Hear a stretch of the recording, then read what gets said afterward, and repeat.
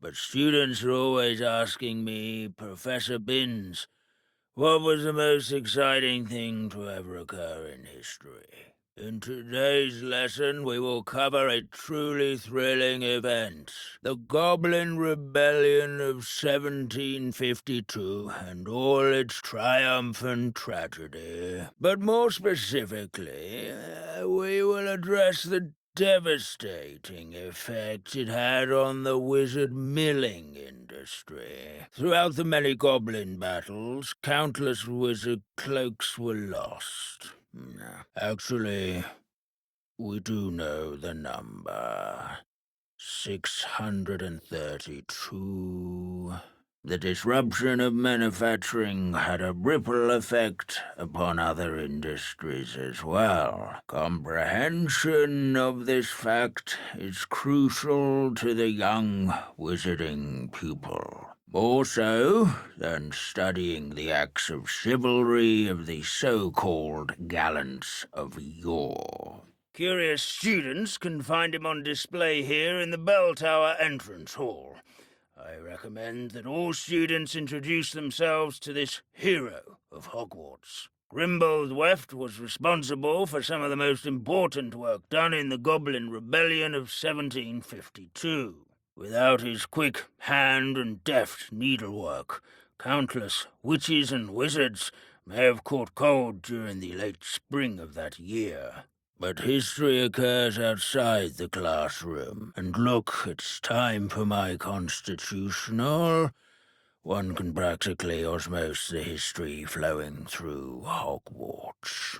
He never strays from the Bell Tower entrance hall. Yes, students with a thirst for knowledge would do well to seek him out. Standing in eternal but symbolic watch over the Bell Tower is a retinue of loyal knights, or rather, statues of knights, I should clarify.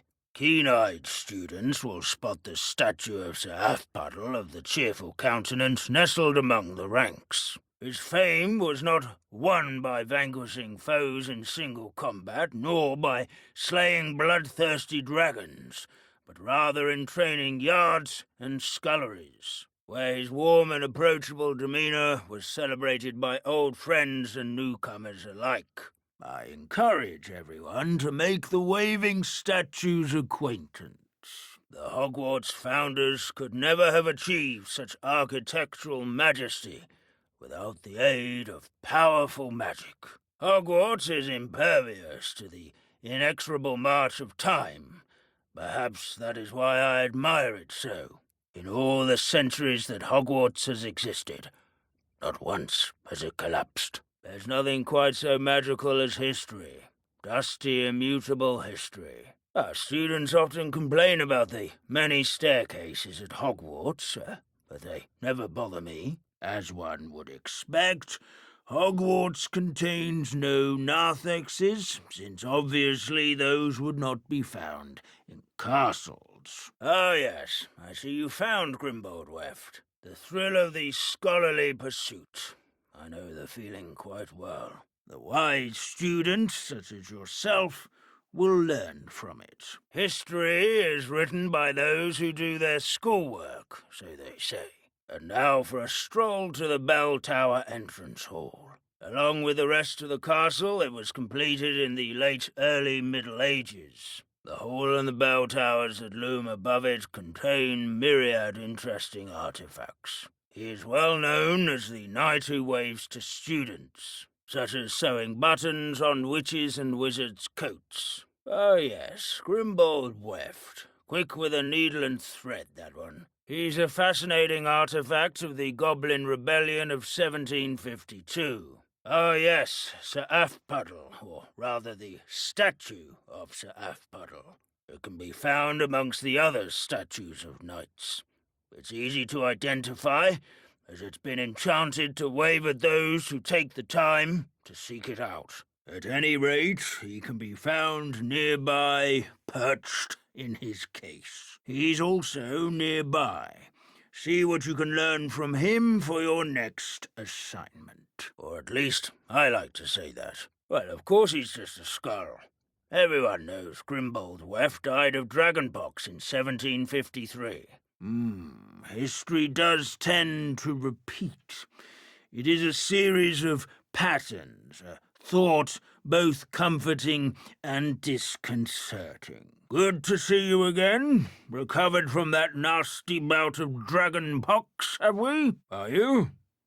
Well then, welcome. No doubt you're eagerly anticipating my analysis of various wizarding councils, codes, statutes, and, of course, goblin rebellions. Not all goblins are rebellious. Some venture into wizarding politics, such as Eargit the Ugly.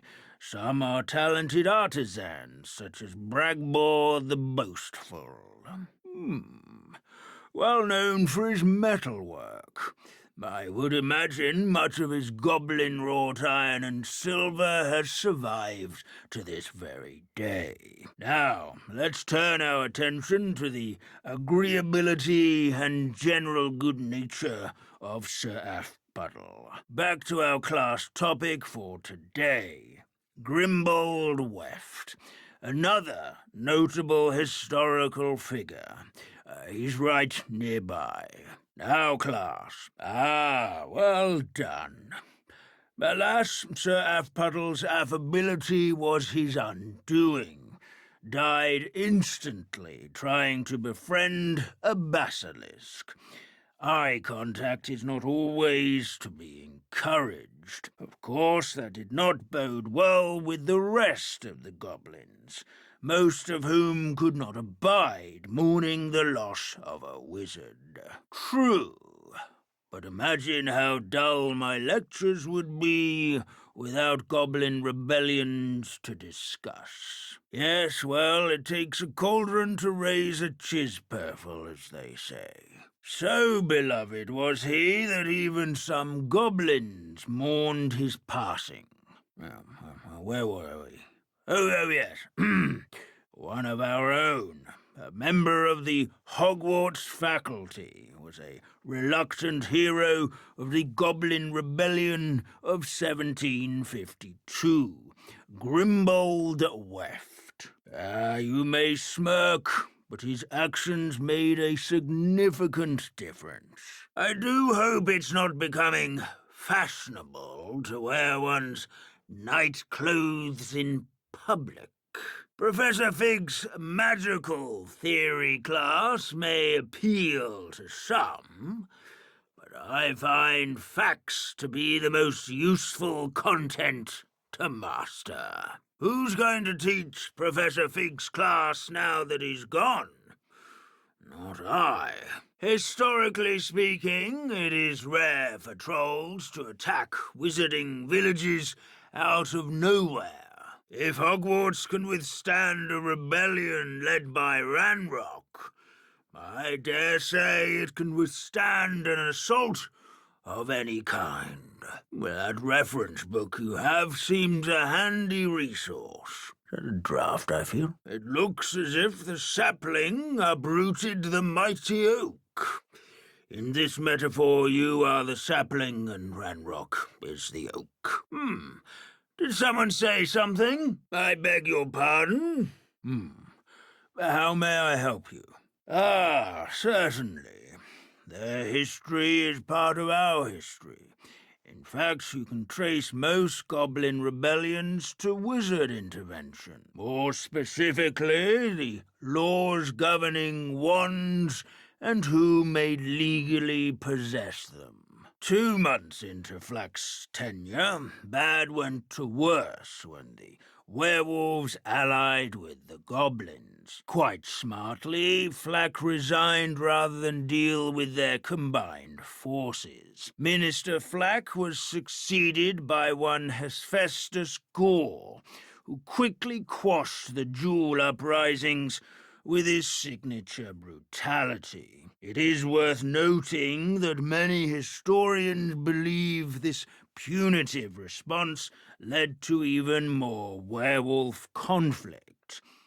Another rebellion in 1752. The rebellion was so badly mishandled that Minister for Magic Albert Boot was forced to resign. The Goblin Rebellion of 1612, for example, arose from goblin frustration over lack of representation on the Wizengamot. It became a terrible, blood-soaked affair.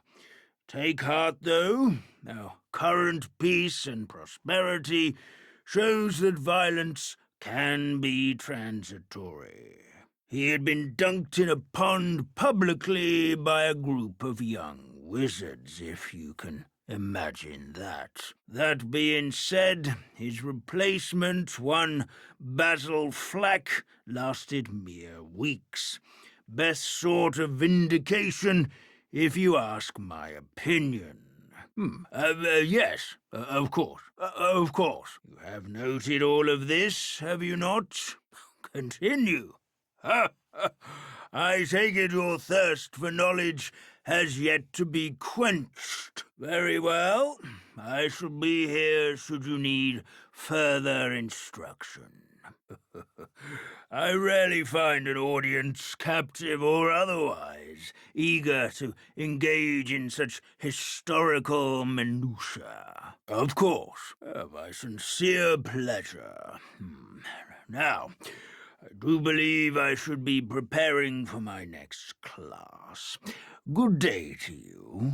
If I'm not mistaken, and I rarely am, one of the 18th century's rebellions was led by Urg the Unclean. Well known for his metalwork.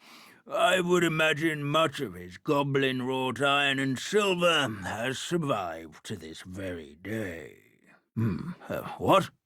Yes.